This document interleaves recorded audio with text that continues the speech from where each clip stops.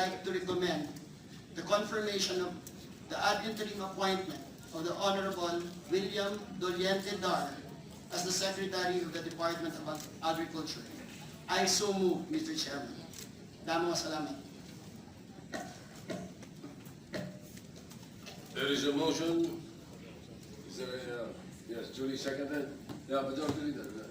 Mr. Chairman, to second the motion, may I ask that the Senator Villar be recognized.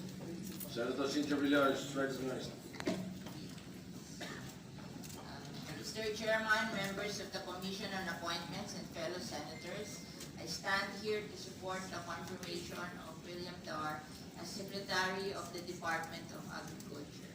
Naniniwala ako na ang pagbabalik ni Secretary Dar sa DA is of perfect timing. It could not have come at the most opportune time. The department at this junction of time needs a leader like him. It reminds me of a quote from the great philosopher Lao Tzu. When the student is ready, the teacher will appear. In this case, I believe the department is ready to be under the tutelage of leadership of Secretary Dar once again.